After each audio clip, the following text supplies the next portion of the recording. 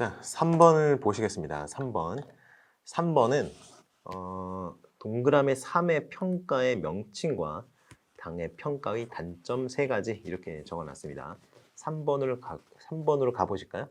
3번으로 가보시면 C 선생님이 뭔가 얘기를 했네요. 그 C 선생님의 얘기를 한번 보시겠습니다.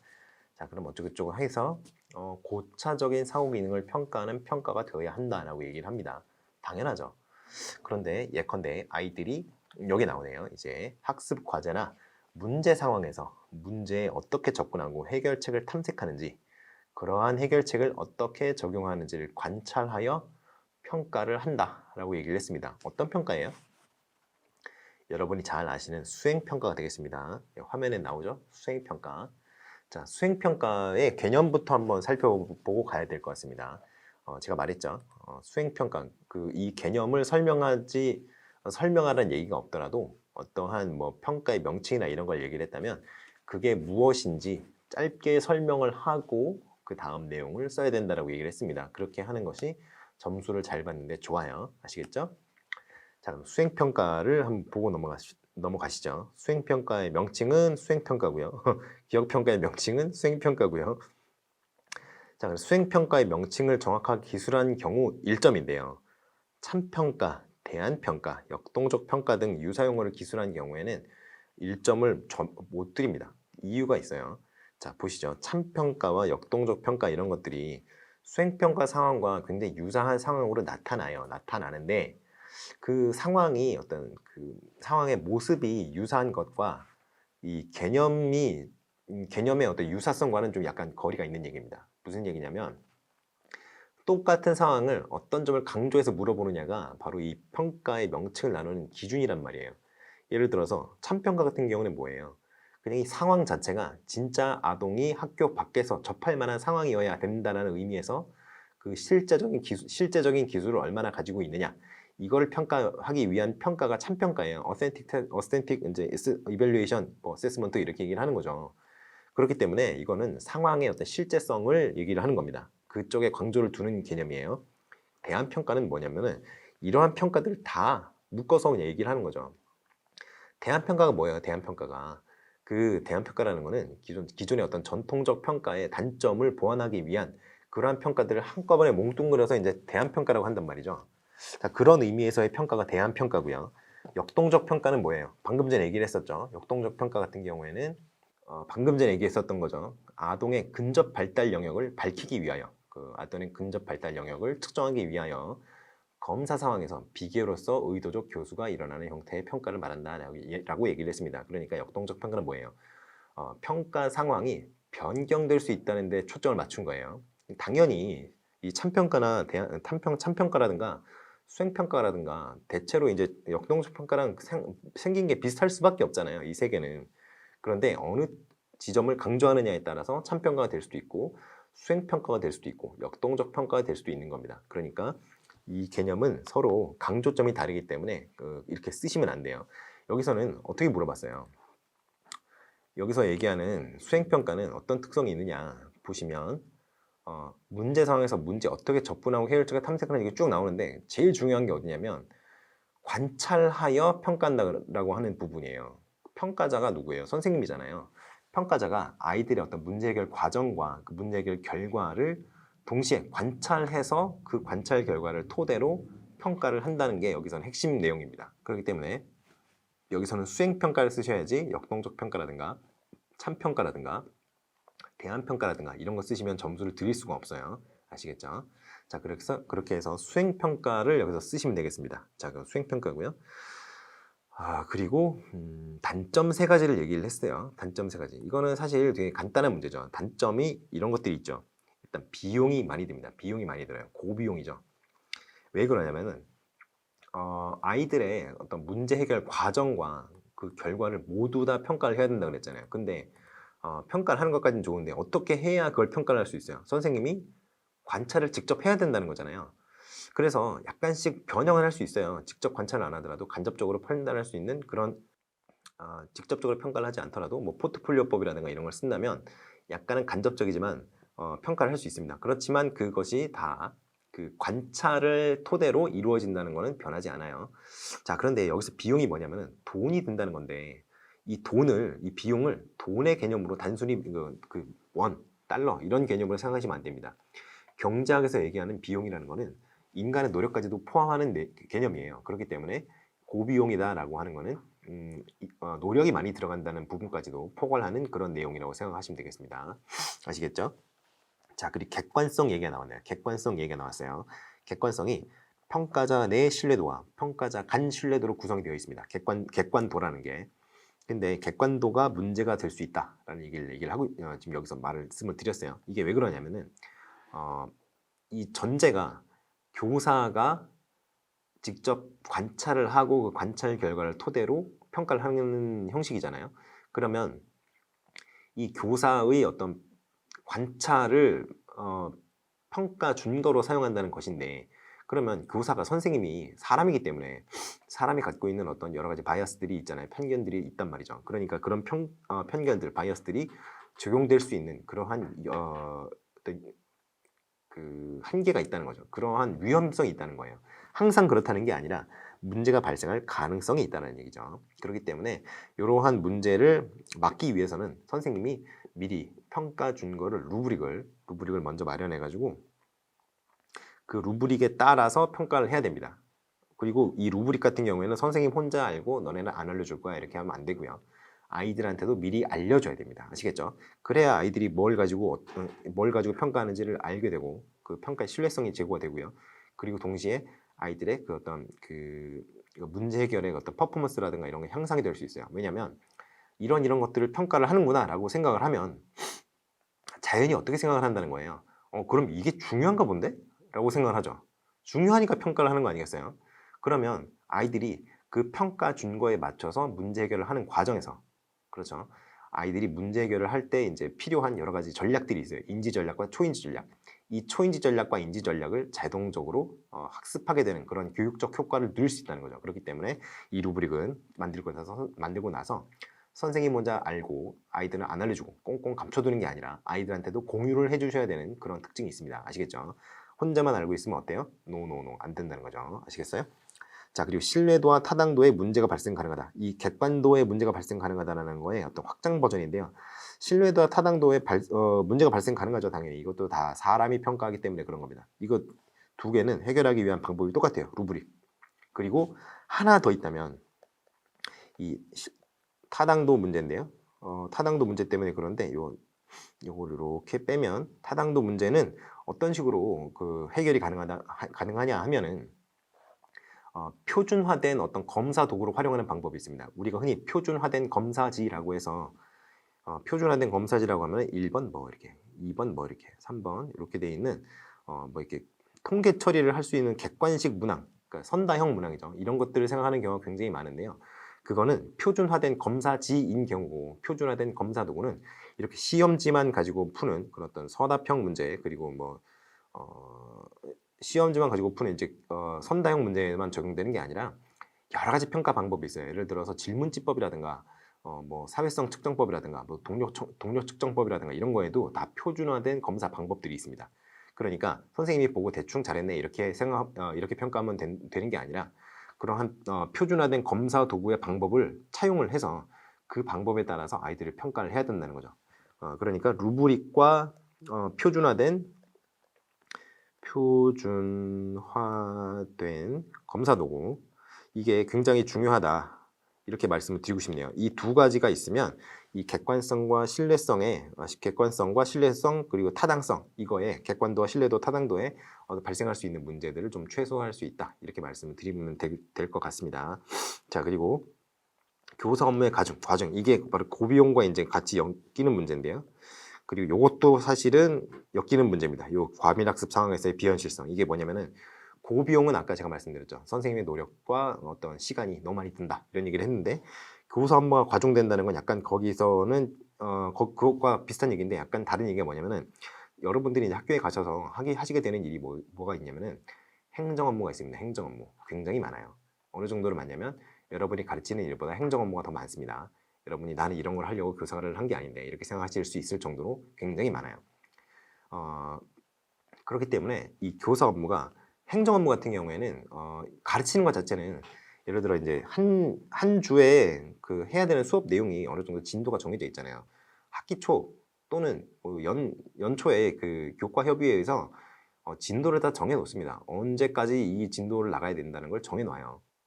그렇기 때문에 그 진도만 적절하게 맞춰준다면 큰 문제가 없습니다. 그리고 매주 해야 되는 수업이 선생님들이 다 정해져 있잖아요. 그 1학년, 2학년, 3학년 다 들어가는 선생님들은 많지 않죠. 거의 없다고 보시면 되는데 1학년에 뭐 1반에서 6반까지 들어간다든가 2학년에 뭐 3반에서 뭐 5반까지 들어간다든가 이런 식으로 자기가 들어가는 반이 딱 정해져 있는데 한 주 수업 내용은 정해져 있기 때문에 보통 첫 시간이 조금 뭐 헤매더라도 두 번째 시간, 세 번째 시간이 되면은 선생님들이 익숙해져요. 한번 해봤잖아요. 익숙해지니까 그 다음 반은 이제 다시 뭐 특별히 수업 준비를 많이 할 필요는 없어요. 그냥 한 번 정도 읽어보고 들어가면 되는 거지. 그런데 행정 업무는 그런 게 아니죠. 행정 업무는 어떤 고정 비용 나가는 것처럼 예를 들어서 건강보험료 그리고 우리 아파트 뭐 관리비 나가는 것처럼 매번 이제 해야 되는 그리고 굉장히 시간을 많이 잡아먹는 그런 업무들이에요. 그런 것들이 있는데 거기다가 수행평가까지 한다?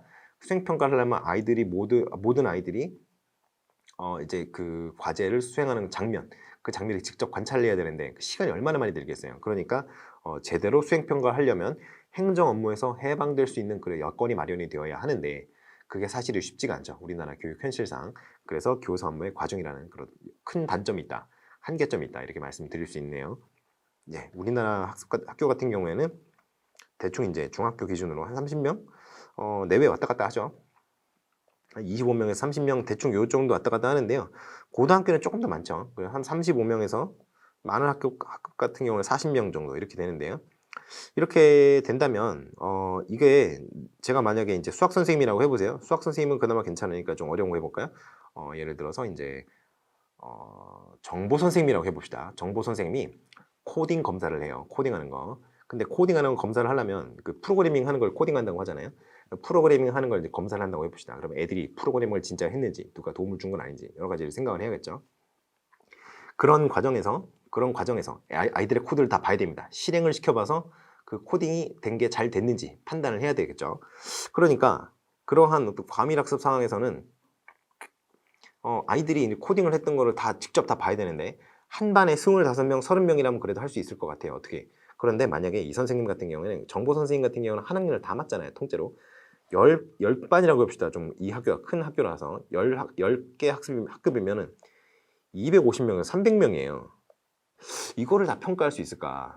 굉장히 과밀학습 상황이 흔하게 발견되는 우리나라 교육 여건상 굉장히 힘들죠. 그래서 여러분 선생님들이 여러 가지 꼼수를 써서 이제 수행평가를 하시는데 사실 그렇게 하면 수행평가의 이름을 갖고 있지만 실제로는 수행평가가 아닌 경우가 너무나 많아지죠. 그러한 어떤 한계점이 있습니다. 우리나라 교육 여건상.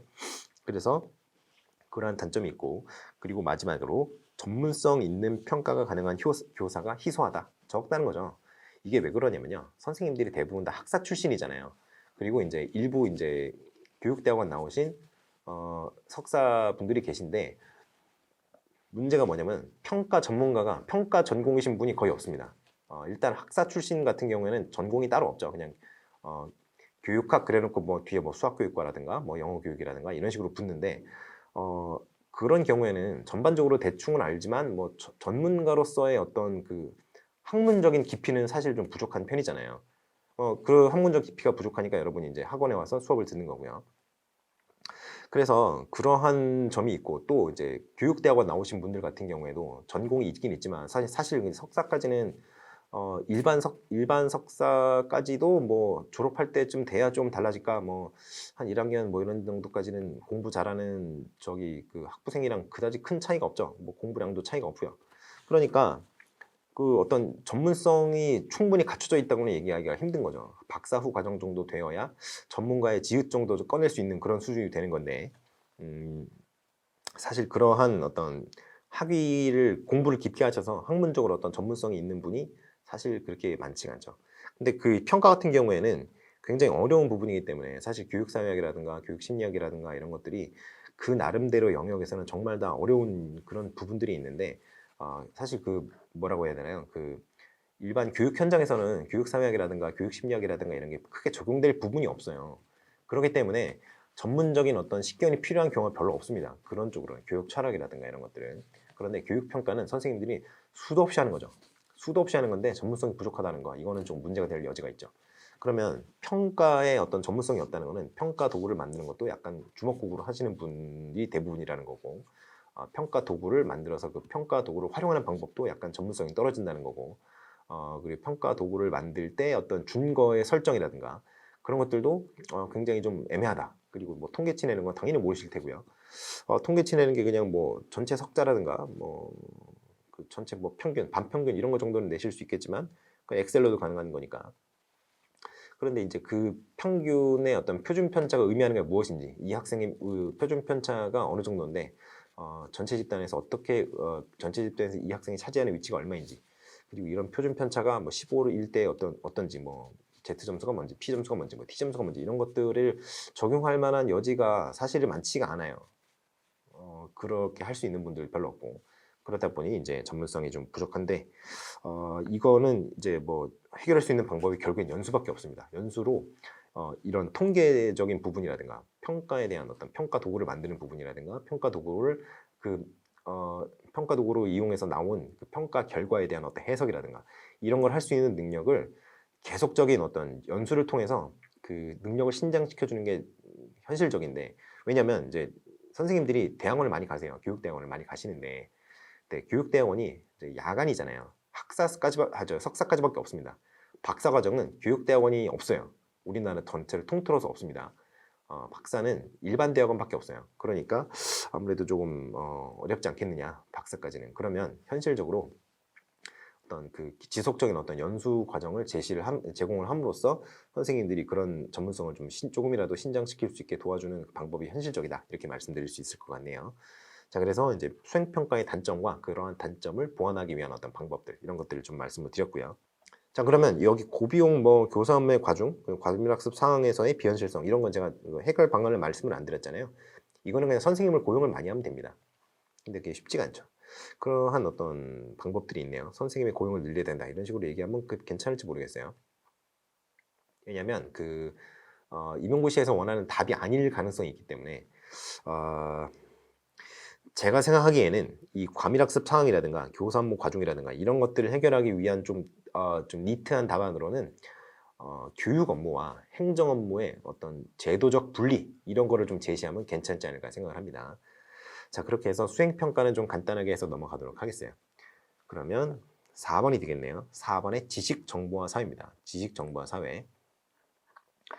지식정보화 사회인데요. 그리고 지금 이제 4번 하기 전에 수행평가 지금 간단하게 하고 넘어갔잖아요. 근데 여러분께는 드린 게 있죠. 여러분들이 드린 게 있습니다. 수행평가와 관련된 여러 가지 이제 내용들이 담겨 있는 프린트물이 있어요. 특히 수행평가 유형 있잖아요. 그것도 중요하지만 그 위에 있는 전통적 평가와 수행평가의 어떤 비교한 그 표가 있습니다. 하나. 그래서 전통적 평가는 교육관이 선발적 교육관이고, 수행평가는 발달적 교육관에 기반해서 이제 이루어지는 평가다, 이런 것들. 그런 그 표가 굉장히 중요합니다. 그러니까 그 표는 딸딸딸 외워서 가시기 바랍니다. 아시겠죠? 그 표가 굉장히 중요해요. 굉장히 중요합니다. 다시 한번 말씀드리지만. 자, 그래서 그 표를 핵심으로 해서 여러분들이 좀 보시면 되겠어요. 자, 그러면 4번으로 넘어갑시다. 4번이 이제 지식정보화 사회를 제가 물어봤어요. 지식정보화 사회. 지식정보화 사회 같은 경우에는 이제 여러분이 요즘에 이제 4차 산업혁명 얘기도 나오고요. 지식정보화 사회 뭐 이런 얘기도 나오는데, 사실은 4차 산업혁명 얘기가 지식정보화 사회와 그렇게 밀접하게 연관이 있는 건 아니에요. 4차 산업혁명 얘기는 그 2015년에 스위스에서 열렸던 그 세계 경제 포럼에서 나왔던 그 제4차 산업혁명이라는 그 어떤 페이퍼가 있습니다. 그 아티클이 있는데, 그 아티클에서 나온 얘기예요. 그래서 그 이후에 대두가 돼서 지금 나온 지 얼마 안 되는, 몇 년 안 되는 굉장히 최신 개념이기 때문에 사실 물어보는 건 쉽지 않습니다. 그리고 물어볼 만한 구석도 많지가 않아요. 왜냐하면 4차 산업혁명이 자리 잡기 위한 필수 요소가 바로 인공지능 기술의 발달이에요. 그래서 사람이 할 수 있는 어떤 영역이나 사람이 하지 않아도 되는 것들이 있잖아요. 그런 것들을 인공지능을 통해서 많이 이제 그러한 작업들을 수행을 해서 사람의 인간의 어떤 복지를 증진시키고 뭐 그 여가 시간을 증진시키고 그 인간의 자기 완성을 돕고 막 이런 얘기가 나오는 게 4차 산업혁명인데요. 그 4차 산업혁명이 긍정적으로만 평가할 수 있는 건 또 아니에요. 왜냐면 4차 산업혁명이 일어나면 산업혁명이 일어날 때마다 그 사회의 어떤 경제적 구조가 돈을 만들어내는 구조죠. 쉽게 말해서 그 돈을 만들어내는 구조, 기반 그게 변화할 때마다 대량의 실업자가 발생을 합니다.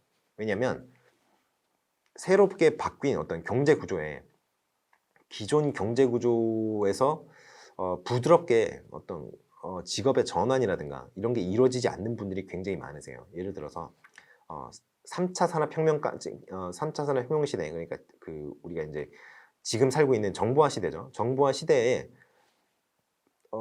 온라인으로 이제 교육들 많이 하시잖아요. 학원 강사들.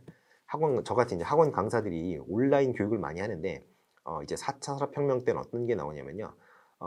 온라인 교육을 위해서 만들어놨던 컨텐츠가 있단 말이죠. 일단 있어요. 근데 그거를 인공지능 기술을 통해서 조금 이제 사람이 직접 만들지 않아도 학습 자료로 만들어준다거나 뭐 이런 것들 그런 것들이 이제 뭐 요즘에 이투스에서 뭐 그런 거 비슷하게 하고 있죠.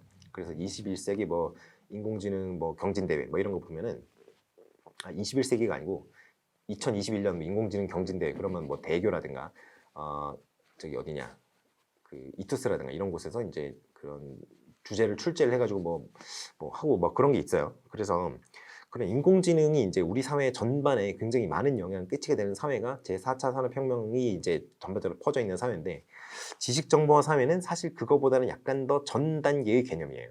그래서 두 개가 큰 관계는 없습니다. 하지만 그 두 개가 이제 인터섹션이 있는 부분이 있어요. 그렇기 때문에 이게 두 개가 그 두 개를 엮어서 문제를 낼 수 있는 여지는 충분히 있다. 이런 생각을 해봅니다. 그래서 일단 지식정보화 사회의 개념부터 짚고 넘어가야 될 텐데요. 그 전에 문제부터 한번 보러 가시죠. 문제가 뭐였는지 까먹었어요. 자, 문제가 보면은 D교사가 얘기를 뭔가 많이 했는데요. 4번 사회가 지식정보화 사회네요. 지식정보화 사회가 5번 현상을 야기하는 이유라 그랬어요. 5번이 뭐죠? 5번 현상이 점차 전통적 교육이 담당하지 못하는 학습 영역을 증가시킨다라고 했습니다. 뭐가요? 제4차 산업혁명이 그렇다고 하네요. 그 이유를 물어봤어요. 그 이유가 뭘까요? 자, 보시면 일단 지식정보화 사회를 먼저 정의를 하고 넘어가야 될 것 같아요.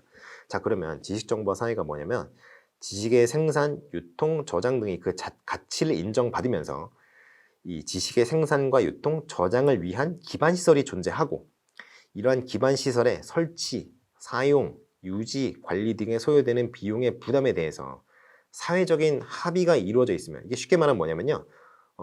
그 지식을 뭐 생산하고 유통하고 저장하는 그 어떤 여러 가지 이제 프로그램들이나 그 서비스들이 있다는 건데 그 서비스에 그걸 내가 돈 내고 써야 돼? 당연히 돈 내고 써야지라는 인식이 퍼져 있다는 거예요. 그러한 사회적인 합의가 이루어져 있으면 예를 들어서 이제 클라우드 서비스 뭐 이런 거 많이 있죠. 그런 건 옛날에는 이제 서비스 개념으로 해줬다면 지금 이제 돈 내고 쓰잖아요. 1테라에 뭐 월 뭐 10,000원 뭐 이런 식으로 내잖아요. 뭐 구글 드라이브 같은 경우는 그렇게 하더라고요. 2테라에 뭐 11,000원 뭐 이런 식으로 하던데. 근데 1년 내면 이제 11만 원이 넘어가잖아요. 10만 원이 넘어가는 돈이잖아요. 매달 11,000원, 12,000원 정도 되니까. 뭐 그러니까 1년 계약 한번 더 싸게 해줄게. 뭐 이런 게 하더라고요. 그래서 제가 하드디스크가 용량이 작아서 그걸 한번 써볼까 생각 중인데. 아무튼 그러한 그러한 서비스를 사용하는데 사회적인 합의가 되어 있다는 거예요. 그 서비스를 쓰면 돈을 내야지라고 사람들이 다 생각을 한다는 거죠. 그리고 그 비용을 실제로 부담하는 구조가 존재하는 거예요. 그게 뭐냐면 제가 만약에 구글 드라이브 제가 얘기를 했잖아요. 구글 드라이브 같은 클라우드 서비스를 쓴다고 하면은 제가 아주 간단한 초보적인 기능만 쓰는 거지만 그냥 단순히 데이터 저장이니까. 그런데 그 데이터를 제가 쓰겠다. 내가 비용을 낼게. 비용을 내야지. 라고 생각을 했는데 결제 시스템이 없다고 해보세요. 그럼 내가 쓸 수가 없잖아요. 결제를 할 수가 없는데 그 회사에 돈을 요구하는데 결제 시스템이 없어요. 그러면 안 되잖아요. 그러니까 그 결제 시스템이 갖춰져 있고 그리고 결제 시스템이 갖춰져 있다는 거는 돈이 이쪽에서 이쪽으로 이쪽에서 또 이쪽으로 계속 트랜스퍼가 된다는 얘기예요. 그러니까 국가 간 어떤 통신망이라든가 그 자금의 흐름이라든가 이런 거를 담당할 수 있는 그런 여러 가지 기반 시설 인프라스트럭처 이런 것들이 다 마련이 되어 있다는 얘기예요. 그러한 의미에서 그런 비용을 실제로 부담하는 구조가 존재하는 사회, 그게 바로 지식정보화 사회예요. 뭐 전기세라든가 뭐 이런 통신망 이용료라든가 이런 거 여러 가지 있죠. 기업이 또 정부한테 내는 그런 것들이 다 이제 구조가 존재한다는 거죠. 그러니까 굉장히 복잡하죠. 그래서 이 개념을 제가 여러분이 다 외우시면 좋겠다라고 생각을 합니다만 기니까 복잡하잖아요. 그래서 다른 개념과 유사 개념과 한번 같이 보시면 조금 더 낫지 않겠나 싶어요. 그래서 유사 개념을 한번 보러 가시죠. 유사 개념이 있습니다. 지식 정보화 사회와 어떤 비슷한 개념들 대조를 하시면서 어떤 특징이 있는지 한번 살펴보겠어요. 자, 그래서 유사 개념으로 정보사회가 있습니다. 정보사회라는 거는 정보의 생산, 유통, 저장, 처리하는 기술적인 능력을 중시하는 사회예요. 그러니까 어떤 정보가 생산되고 유통되고 저장되고 처리하는 그런 기술이 잘 갖춰져 있는 사회가 정보사회라는 얘기예요. 그런데 그러면 아까 거랑 비슷하지 않나요? 라고 얘기하죠. 비슷하죠. 그러니까 유사 개념이죠. 그런데 다른 점이 있습니다. 다른 점이 뭐냐면 정보사회라는 거는 우리 2차 산업혁명이 우리가 산업혁명이라고 얘기를 하잖아요. 산업혁명. 그 산업혁명이 이루어진 이후의 사회를 산업사회라고 얘기를 해요. 그래서 그전에는 산업사회로 진입하기 전, 그러니까 신석기 혁명이 일어난 이후에 신석기 혁명이 농경의 시작을 신석기 혁명의 어떤 그 주된 내용으로 얘기를 하잖아요. 사람이 정주 생활을 하면서 농사를 짓기 시작했다라는 게 신석기 혁명의 어떤 주요 내용인데, 그래서 인간이 수천 년간 농사를 어떤 부의 창출 수단으로 삼아왔어요. 곡식이죠. 먹을 거. 왜냐하면 옛날에는 먹고 사는 게 힘들었거든요. 그래서 그 농업이 이제 주가 되는, 농업이 부의 원천이 되는 그런 시기였는데, 농업이 부의 원천이라는 건 뭐예요? 결국에는 땅이 부의 원천이 되는 사회란 말이죠. 그러니까 농산물을 생산할 수 있으려면 땅이 있어야 되니까. 그런데 산업사회 같은 경우에는 물건을 만들어낼 수 있는, 대량 생산을 할 수 있는 어떤 기반이 이제 돈을 만들어내는 구조죠. 결국엔 뭐예요? 기름이에요, 기름. 기름과 석탄과 기름. 공장이라고 생각하실 수도 있는데, 공장보다도 더 근본적인 거는 에너지원입니다. 에너지원. 그래서 에너지원이 이제 부의 원천이 되는, 에너지원의 소유가 어떤 물건의 생산과 직결되는 부분이기 때문에 물건의 생산수단이라든가 공장 이런 거죠. 그리고 이제 그 공장을 가동시킬 수 있는 에너지원이 부의 창출 어떤 근원이 되는 그런 사회가 산업사회라고 생각하신다면, 정보사회는 그 산업사회와 대비되는 개념이에요. 그러니까 예전에는 공장에서 여러 가지 물건이 아니라 단순하게 이제 몇 가지 물품을 대량 생산할 수 있는 그런 어떤 기반 시설 이런 것들이 굉장히 중요시 되는 사회였다면, 지금 이제 산업사회에서 넘어온 정보사회 같은 경우에는 정보가 생산이 되고 유통이 되고 저장이 되고 처리되는 그 과정이 잘 갖춰져 있는 사회면은 정보사회다라고 얘기를 하는 거예요. 그러니까 이거는 뭐예요? 부의 창출 어떤 근본이 부를 창출해낼 수 있는 어떤 근본이 바로 이 정보라는 거죠. 정보를 만들어내고 저장하고 유통하고 뭐 이런 거가 이제 정보 사회의 어떤 특징이다라고 얘기하는데, 핵심이 바로 이겁니다. 산업사회에 대응되는 개념으로서의 정보를 얘기를 해요. 그전에는 뭐였다고요? 부의 창출 근원이 공장, 물건을 생산할 수 있는 시설과 그 시설을 가동할 수 있는 에너지원, 이 두 가지였는데 지금 뭐로 바뀌었어요? 정보로 바뀐 거예요. 그렇게 생각하시면 되겠습니다. 그래서 정보사회가 이러한데, 지식 정보화 사회는 뭐냐면요, 더 고차원적인 지식을 창출해내는 그 과정이죠. 여기 정보의 생산 단계 있잖아요. 그런데 여기서는 정보가 고차원적인 정보가 아닐 수 있어요. 그냥 새로운 정보면 된단 말이죠. 그런데 여기서는 더 고차원적인 지식을 창출하는 행위에 더 초점을 맞춥니다. 여기에 초점을 맞춘다는 거죠. 여기에. 그게 바로 지식 정보화 사회의 특징이에요. 그리고 두 번째, 지식 기반 사회가 있습니다. 지식 기반 사회는 이 정보 사회의 나중 버전이에요. 그래서 지식 기반 사회 같은 경우에는 지식이 사회적으로 인정받는 가치, 그게 쉽게 말해서 부가가치죠. 부가가치의 생산 기반이 된다는 점 자체에 초점을 맞추는 거예요. 그러니까 무엇보다도 정보가 중요하다, 지식이 중요하다라는 데 초점을 맞추고 그걸 인정하는 사회가 지식 기반 사회예요. 지식을 기반으로 한 사회라는 말이죠. 그런데 지식 정보화 사회잖아요. 지식 정보화. 그럼 어떤 게 다르냐면, 자, 그럼 지식 기반 사회가 부가가치에 초점을 맞춘다 그랬잖아요. 그러면 지식 정보화 사회는 지식 정보화니까요. 이게 고차원적 지식의 생산, 여기 바로 얘기를 했었죠. 여기 지식 정보사 이쪽에서도 얘기했었잖아요. 고차원적 지식의 생산도 중요한데, 그 생산만 해서 뭐 할 거냐? 그 저장도 할 수 있고 유통도 될 수 있어야 된다는 거죠. 그러니까 만들어낸 지식을 활용하는 측면을 좀 강조를 하게 되는 거죠. 언제 강조를 한다고요?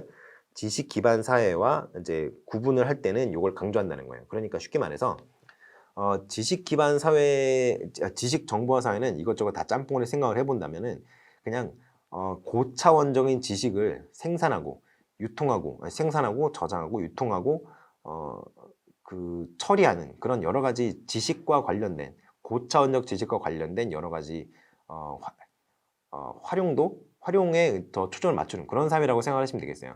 그리고 그러한 여러 가지 프로세스가 가치를 인정받고 있는 그런 사회가 지식정보화 사회인 거죠. 자, 그래서 지식정보화 사회는 그렇다라고 얘기를 했고요. 자, 그래서 여러분이 쓰셔야 되는 게 뭐냐면 5번 현상을 야기하는 이유잖아요. 이제 그 4번 사회가 뭔지는 썼으니까, 지식정보화 사회가 뭔지 썼으니까 5번 현상을 야기하는 이유, 여러분이 이제 쓰셔야 되는 거가 이제 4번의 사회에 대해서는 여러분이 이제 개념을 간단하게 쓰셨을 거예요. 그러면 5번 현상을 야기하는 이유를 쓰시겠죠. 5번 현상이 뭐예요? 점차 전통적 교육이 담당하지 못하는 학습 영역이 증가한다는 거죠. 이게 왜 나올까요? 4번 사회가 5번 현상을 야기하는 이유. 이게 뭘까요? 어렵죠? 이거를 한번 잘 생각을 해보시면 이 사회의 특징과 관련이 있습니다. 바로 이거예요. 지식의 세분화, 전문화가 고도로 이루어집니다. 그래서 여러분이 예전에는 이거는 인간의 역사가 계속 이런 식으로 반복이 돼요. 예를 들어 생각을 해봅시다. 여러분 학위가 보통 박사학위가 PhD라는 거 아시죠? PhD. 물론 이제 MDD 뭐 이런 것도 있는데 EDD라든가 그런 약간 특수한 케이스를 제외하고는 대부분 다 PhD예요. 왜 그러냐면 그 학문들이 전부 철학에서 갈라져 나갔기 때문에 PhD라고 하는 거예요. 필로소피 오브 닥터잖아요. 그래서 그 예전에 이제 고대 그리스 같은 경우에는 철학자들이 수학도 했었고요. 그리고 미술가, 예술가도 했었고, 시인, 그리고 작가, 뭐 이런 것도 했었고, 정치가도 했었고 많았죠. 그 겸직을 굉장히 많이 했단 말이에요. 그게 왜 가능했냐면 그때는 지식이 이렇게까지 세분화되어 있지 않았거든요. 그러니까 똑똑한 몇몇이 이것도 할 수 있고 저것도 할 수 있고 이런 시대였어요. 칸트 보세요. 칸트. 뭐 그런 사람도 칸트도 철학자라고만 알고 있지만 과학에 관련된 논문도 썼어요. 이런 거 보면 그때 이제 그렇게 이제 쭉 왔단 말이에요. 중세 르네상스 시대나 뭐 이렇게 르네상스 시대 이후에 계몽주의 시대라든가 18세기 이런 시대까지도 그게 가능했어요. 그런데 지금 그게 가능해요? 지금은 안 되죠. 지금은 전문적인 지식이 이제 굉장히 많이 세분화되어 있다 보니까 그러한 어떤 제너럴리스트가 많지 않습니다. 그냥 술자리에서 그냥 상식적으로 좀 떠들 수 있는 얘기거리가 많은 사람 정도는 있어요, 주변에. 그런데 그 사람이 그 내용들을 자기가 술자리에서 떠드는 내용들, 다른 사람과 담소를 나누는 때 떠드는 내용들을 모두 깊이 있는 수준까지 알고 있다? 그거는 말이 안 되는 거죠. 그거 있을 수가 없거든요. 그러니까 지식이 세분화되고 전문화되는 어떤 특성이 때문에 이러한 전통적인 교육이 담당하지 못한 학습 영역이 점차 증가하고 있는 거예요. 그러면 그거 하나만 있느냐? 이런 것도 있죠. 기술적 특이점이라는 게 있습니다. 기술적 특이점. Technological Singularity. 이거는 바로 4차 산업혁명과 직결되는 그런 내용이에요. 자, 4차 산업혁명에서 얘기하는 게 인공지능이라고 그랬죠. 인공지능 같은 경우에는 인공지능 기술을 인공지능 학을 연구하시는 분들도 완벽하게 이해를 잘 못하십니다. 일단 해보니까 그렇게 나왔어라는 게 그분들의 이제 얘기예요. 그냥 우스갯소리를 하는 것도 이제 약간 섞여 있는데 그러한 기술적 특이점이 이제 뭐냐면 인간이 어떤 기술에 대해서 전반 예를 들어 이제 핸드폰을 얘기를 해볼까요? 핸드폰을 이렇게 우리가 쓰잖아요. 애플 같은 거 이렇게 생겼고 그걸 쓰는데 이 핸드폰을 설계한 사람이 있다고 칩시다. 여러분은 설계자가 아니겠지만 어딘가에 설계자가 있으니까 핸드폰이 나왔을 거 아니에요. 그렇죠? 이 설계자가 이 핸드폰의 어떤 모든 동작들을 다 알고 있을까요? 아니죠. 그럴 수가 없습니다. 왜냐하면 설계자가 한 명이 아니거든요.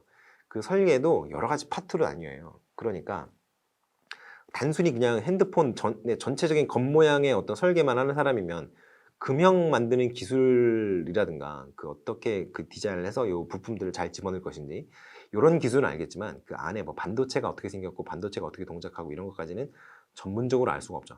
그러니까 인간이 어떠한 대상에 대해서 완벽하게 다 알 수 없는 그러한 시대가 바로 이 기술적 특이점이라는 시기에 도달한 시점이라고 얘기를 해요. 근데 지금은 기술적 특이점이 모든 영역에서 나타나지는 않아요. 아직까지는. 그러나 이미 그 IT 기술 쪽이라든가 이런 쪽에서는 상당히 기술적 특이점이 많이 와 있는 상태죠. 다 알지 못하니까요. 그러니까 이런 것들이 이제 나타나는데 이것도 결국에는 이 지식의 세분화 전문화의 영향을 받아서 나타나는 현상이에요. 그러니까 이러한 것들을 언급을 하시면서 이러한 어떤 현상으로 인해서 교사가 모르는 학문적 영역이 점차로 넓어지고 있기 때문에 5번 현상이 나타난다. 이런 식으로 기술하면 점수를 잘 드릴 수 있어요. 자, 그러면 선생님이 모르는 학문적 영역이 점차 늘어나고 있다고 했잖아요. 선생님이 아는 영역이 어느 영역, 어떤 영역일까요? 어떤 전통 교과, 7자유과에서 비롯한 여러 가지 것들이 있잖아요. 그것도 뭐 국어라든가 수학이라든가 영어라든가 이런 여러 가지가 있는데 사실은 이런 영역도 그 교사가 제너럴리스트가 안 되잖아요. 예를 들어 수학 선생님이 영어 가르칠 수 있을까요? 영어를 엄청 잘하시는 분이라면 또 모르겠는데 일단은 자격증도 없고요. 그러니까 가르칠 수가 없잖아요. 본인이 영어를 아주 잘한다고 하더라도. 그래서 일단은 이렇게 교사의 직군에서도 교사라는 직군에서도 선생님이 다른 과목을 가르치기가 어려우니까 이미 이제 그 과목의 경계를 넘는 어떤 가르침은 줄 수 없는 그런 상황이 왔는데 그러한 상황은 차치하고서라도 일단 선생님이 아는 어떤 과목들 같은 경우에는 그 전통적인 과목에 그냥 국한되어 있는 경우가 굉장히 많습니다. 그러니까 국어라든가 영어라든가 뭐 수학이라든가 뭐 여러 가지 선택 과목들이 있잖아요. 뭐 과학 과목들도 있고 뭐 사회 과목들도 있고. 그런데 그러한 영역들에 이제 국한되어 있기 때문에 본인이 뭐 좀 아는 다른 영역도 아는 분들도 일부 계시겠지만 전문적인 수준까지는 모르시죠. 그렇기 때문에 선생님이 새로이 나오는 어떤 전문화되어 분리된 그런 영역들을 모두 다 알 수가 없어요. 그러면 어떻게 해야 되겠느냐 이런 거죠. 선생님이 아이들이 이제 선생님이 이제 알지 못하는 영역에 대해 흥미가 생기고 그쪽을 이제 진로를 잡고 싶다라고 생각을 했다고 칩시다. 근데 예를 들어서 뭐 인공지능 연구자가 될 거야 라고 얘기를 한다면 인공지능에 대해서 선생님은 잘 모를 수 있어요. 그런데 아이가 더 잘할 수 있어요. 하지만 어떤 그 인공지능 그 기술 자체에 대한 어떤 지식은 선생님이 좀 떨어질 수 있더라도 선생님이 이제 아이들보다는 더 오랜 시간 살아왔으니까 어떤 그 기술의 미래라든가 전반적인 어떤 시장의 동향이라든가 이런 것 정도는 조사해서 아이에게 좀 알려줄 수 있는 그러한 어떤 계기가 될 수 있다는 거죠. 그러니까 아이와 선생님이 함께 고민을 하면서 이러한 이 미래를 선택하는 걸 고를 것인가. 예를 들어서 인공지능 연구자가 되려면 이제 대학원 무조건 가셔야 되고요. 석사, 박사를 무조건 밟아야 되는데 그 과정에서 수학이 굉장히 많이 필요하다라는 걸 어디서 들었단 말이에요, 선생님이. 그러면 수학을 정말 못하는 아이가 인공지능 연구자가 하고 싶어요 라고 얘기를 했을 때 그 아이가 이제 물론 이렇게 얘기하면 안 되죠. 너 수학을 못하니까 할 수 없어. 그냥 그만둬. 때려쳐. 이렇게 얘기하는 게 아니라 그렇게 얘기하는 것이 아니라 수학이 굉장히 많이 필요하다고 하니 지금부터라도 수학 공부를 열심히 하는 게 좋을 것 같다라는 식으로 아이들의 학습 동기를 올려준다거나 이런 식으로 하시면 좀 괜찮지 않겠나, 선생님의 역할이. 그러니까 아이들을 이제 학습 동기화시키는 역할을 좀 담당할 수 있고요. 그리고 두 번째는 아이들의 선택에 대한 어떤 조언을 좀 해줄 수는 있죠. 전반적인 관점에서. 예를 들어서 새로이 나오는 직업이 있는데 그 어떤 직군이 생겼는데 그 직군의 미래라든가 이런 거를 보니까 이제 예전에 이제 사양 산업이었던 직군이 이제 새롭게 이름만 재포장해서 나왔다고 쳐봐요. 그러면 선생님 입장에서는 그런 건 좀 아닌 것 같은데라고 생각이 들 수도 있을 거 아니에요. 왜냐면 예전에 그 직업이 있었다는 걸 아니까. 그러니 그런 측면에 대한 어떤 조언을 줄 수 있다든가 뭐 그런 것들을 할 수 있겠죠.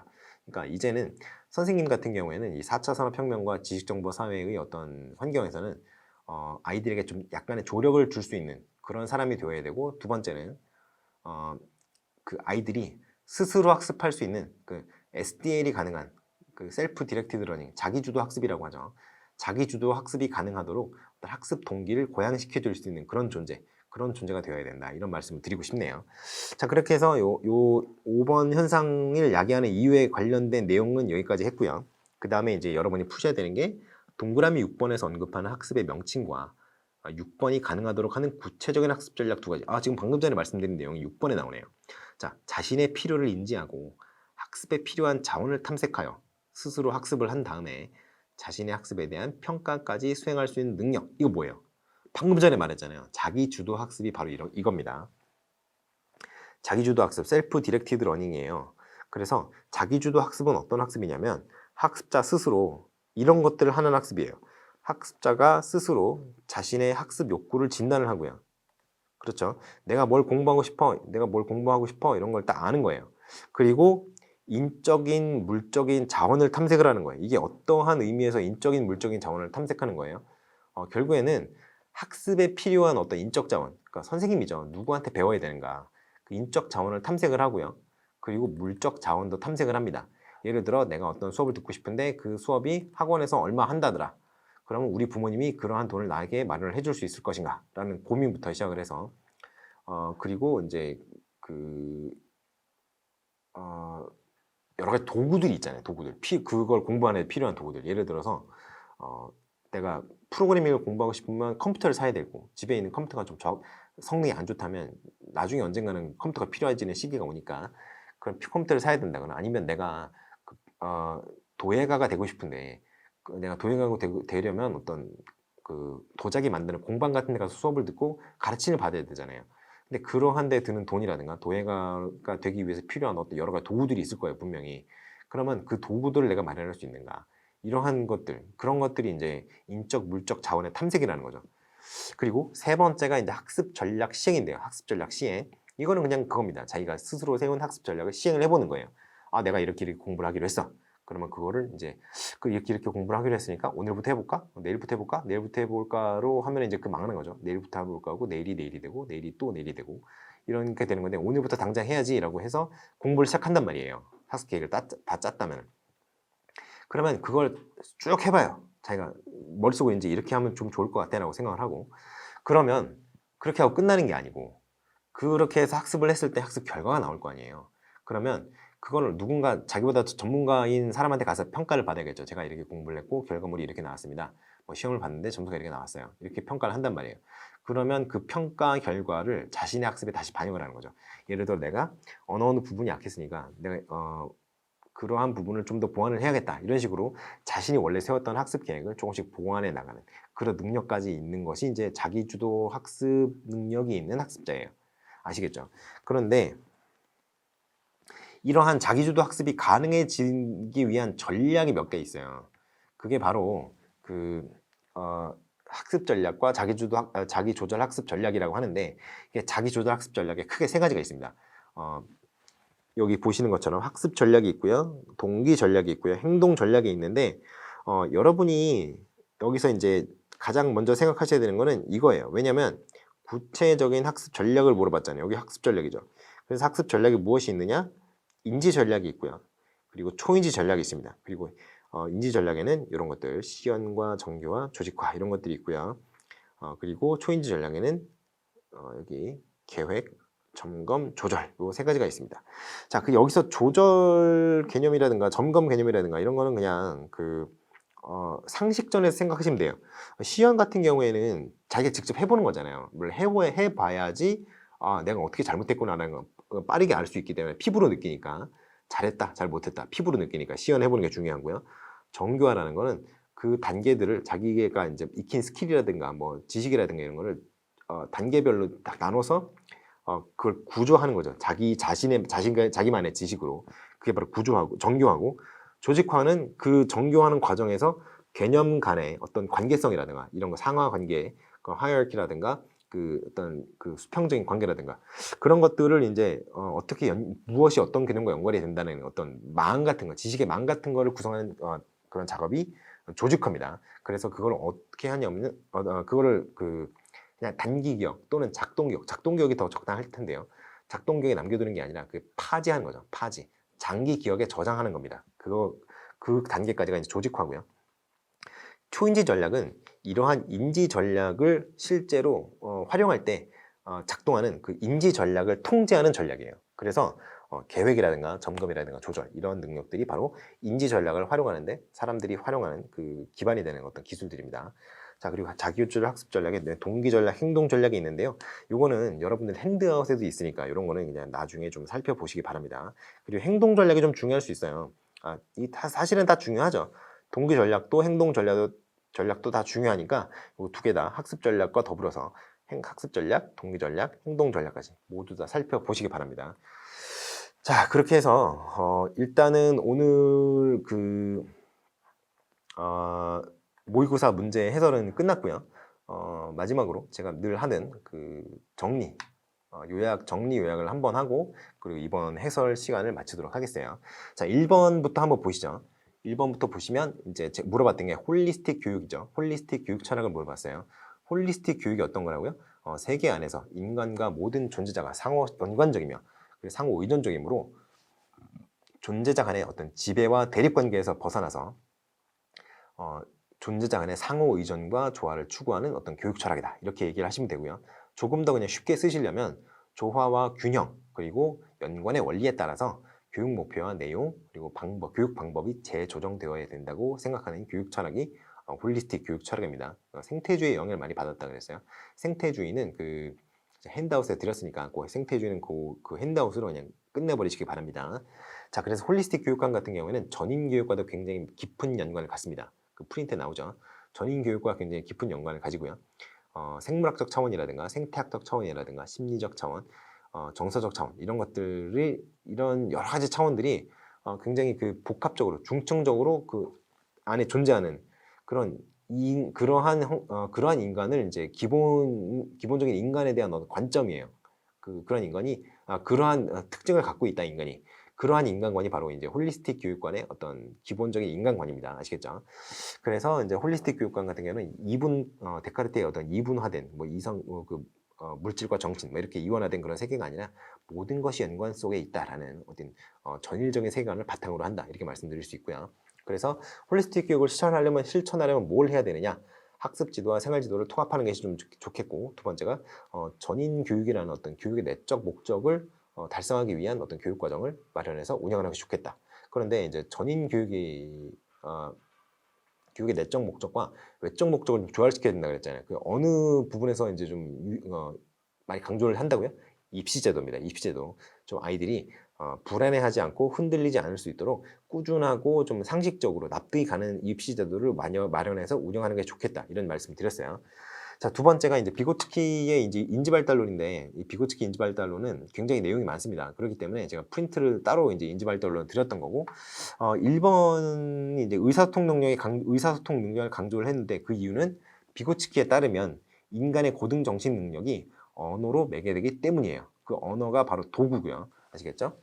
자, 그래서 이제 여러 가지 이제 얘기를 했었고요. 그리고 학습이 일어나는 영역. 이게 2번의 학습이 일어나는 영역이라 그랬죠. 2번의 학습이 협동학습이라 그랬습니다. 협력학습이 아니라 협동학습인데 협동학습을 가정할 때, 그러니까 협동학습을 하고 있는 상황이라고 가정을 하는 거죠. 그럴 때 학습이 일어나는 그 영역이 어느 영역이에요? GPD라고 얘기를 했죠. Zone of Proximal Development. 그러니까 근접 발달 영역이라고 했습니다. 자, 그렇게 해서 얘기를 했고요. 근접 발달 영역은 잠재적 발달 수준과 실제적 발달 수준, 그냥 현재 발달 수준이죠. 그 두 개의 discrepancy, 그 두 개의 차이다라고 얘기를 했는데, 만약에 제시문에서 자발적 개념과 과학적 개념이 만나는 영역, 만나는 지점, 그게 무엇인지 쓰고 이렇게 물어보면 그러면 GPD구나 라고 생각하라고 말씀드렸어요. 좀 어렵게 나오면 그렇게 나올 수 있다. 자, 그리고 이제 학습이 일어나기 위해서 의사소통을 해야 되는데, 의사소통을 통해서 학습이 일어난다고 했으니까 비고츠키는 어떠한 조건을 가지고 있는 상대방이어야 하느냐? 바로 학습자보다 더 뛰어난 능력을 가지고 있는 상대방이어야 된다. 왜냐하면 동료 학습자일 수도 있고 교사일 수도 있으니까요. 아시겠죠? 자, 그냥 수행평가 나왔습니다. 수행평가는 아동이 학습 과제나 그 문제 상황을 직접 직면했을 때 그러한 문제를 해결하는 과정과 결과를 동시에 평가하는 형태의 평가인데, 문제는 그러한 평가가 간접적으로 이루어져서는 안 되고 선생님이 직접 그 결과를 확인을 해야 된다고 했습니다. 과정과 결과를 모두 다 평가자인 선생님이 확인하고 그 평가 결과를 관찰 결과를 토대로 평가를 하는 형태의 평가가 수행평가라고 했어요. 아시겠죠? 그래서 참평가와 대안평가, 역동적 평가랑은 좀 다르다 얘기를 했습니다. 어느 부분이 다르다 그랬죠? 거의 비슷한데 현상적으로 나타나는 모습은 거의 비슷한데 강조점이 좀 다르다 그랬어요. 그건 좀 생각을 해 두셔야 되고요. 수행평가 여러 가지 단점이 있는데 그거는 여러분이 그냥 프린트해서 보시면 되겠습니다. 뭐 이거는 이제 제가 또 다시 얘기할 필요는 없는 것 같아요. 자, 4번 사회가 지식 정보화 사회인데, 지식 정보화 사회가 뭐냐면은 지식의 생산과 유통, 생산, 유통, 처리, 저장 이런 것들이 잘 인정, 이런 것들이 가치를 인정받고 그 가치를 그러한 어떤 그러한 과정을 위한 어떤 기반 시설이 존재하고, 그리고 그러한 행위에, 그러한 과정, 그러니까 지식의 생산, 유통, 저장, 처리 이런 행위에 가치가 있음을 인정하기 때문에 모든 사회를 구성하고 있는 사람들이 그러한 어떤 과정에 비용을 지불하는 과정, 그 구조가 실제로 존재하는 그런 사회가 지식정보화 사회라고 했습니다. 그 유사 개념이 정보 사회가 있었고요. 그 정보 사회는 이제 산업혁명 사회와 대비되는 개념으로서의 사회의 얘기고, 그 지식정보화 사회와 유사형으로 지식 기반 사회가 있어요. 지식, 그러니까 새로운 지식이 부를 창출하는 원인이 되는 그 근본이 되는 그런 사회가 지식 기반 사회라고 얘기를 했습니다. 그래서 5번에 전통적 교육이 담당하지 못한 학습 영역이 점점 증가하는 이유, 지식정보 사회에서. 그건 왜 그러냐면 지식이 세분화되고 정밀화되고 그리고 전문화되기 때문에 그렇게 된다 얘기를 했습니다. 그리고 이제 기술적 특점 이런 얘기를 했지만, 중요한 거는 지식이 점점 세분화되고 전문화되고 있다, 그런 거라고 생각을 하시면 되겠어요. 그래서 교사가 모르는 영역이 점점 늘어나고 있는데, 그러면 교사가 어떠한 그 역할을 수행을 해야 되느냐. 첫 번째가 학생과의 그 의논을 통해서 학생에게 조언을 줄 수 있는 사람이 되는 것이 첫 번째고, 두 번째는 어차피 이제 선생님이 다 가르쳐주지 못하니까 학습자가 스스로 학습할 수 있는, 그러니까 SDL을 할 수 있는, 자기주도 학습을 할 수 있는 학습자로 성장할 수 있도록 여러 가지 교육적인 어떤 그 고려를 할 필요가 있는 그러한 사람이라고 했습니다. 자, 그래서 자기주도 학습은 자기주도 학습이 가능한 어떤 학습 전략이 인지 전략과 초인지 전략이 있다고 얘기를 했어요. 근데 인지 전략과 초인지 전략만 생각하지 마시고, 자기조절 학습 전략에는 동기 전략과 행동 전략도 있으니 그 표에 실어놓은 거를 잘 보시고 잘 외워서 시험을 치시면 되겠습니다. 자, 그렇게 해서 오늘은 8회 해설이 끝났네요. 자, 그러면 다음 시간에 9회 해설로 돌아오겠습니다. 감사합니다.